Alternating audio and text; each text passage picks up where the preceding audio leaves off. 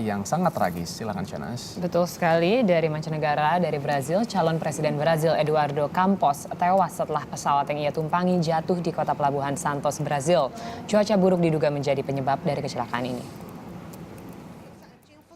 Pesawat Cessna 560 XL yang ditumpangi calon presiden Brasil Eduardo Campos jatuh di kawasan padat penduduk di kota Pelabuhan Santos, negara bagian Sao Paulo, Brasil.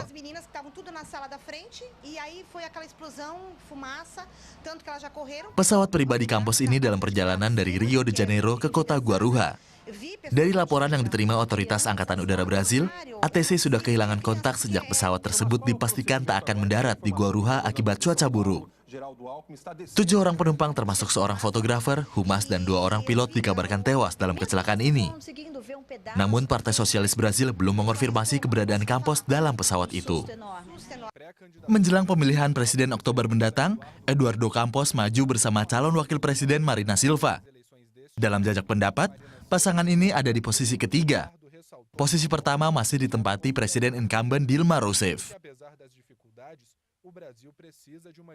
Dan semuanya saat ini masih dalam masa berkabung, jadi sampai dengan 3 hari ke depan memang dari partai pemenangannya tidak akan melakukan kampanye selama 3 hari ke depan gitu. Dan kemarin memang Eduardo Campos ini baru saja menjalani interview, baru saja menjalani wawancara, dan di wawancaranya ini di Rio de Janeiro, dan dia sempat membicarakan mengenai partnernya gitu, partnernya Marina Silva.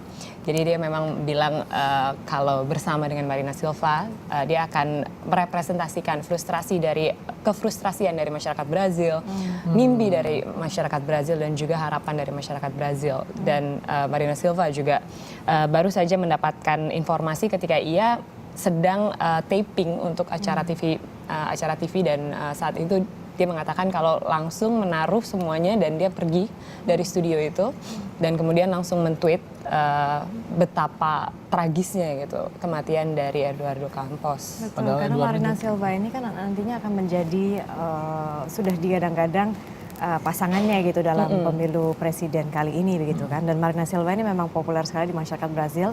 Di tahun 2010 pun dia juga sempat mencalonkan diri sebagai presiden, namun kalah dari Dilma Rousseff. Kalau misalnya kita bicara mengenai Eduardo Campos, dia ini memang seorang politisi sayap kiri yang pernah menjabat sebagai gubernur di Pernambuco, dan Sampai terakhir ya. Betul, dan hari di mana dia meninggal ini adalah tepat dengan tanggal ketika kakeknya Miguel Arraes itu juga meninggal. Dan saat itu Miguel Arraes adalah politisi, tokoh oposisi yang anti pemerintahan diktator di tahun 1960-an hingga 70-an. Dan di di kampanyenya baru-baru ini Eduardo Campos ini menjual bahwa dia adalah politisi yang pro bisnis namun juga tegas terhadap tindakan kriminal. Tapi kalau misalnya kita lihat dari calon-calon yang nantinya akan bertanding itu di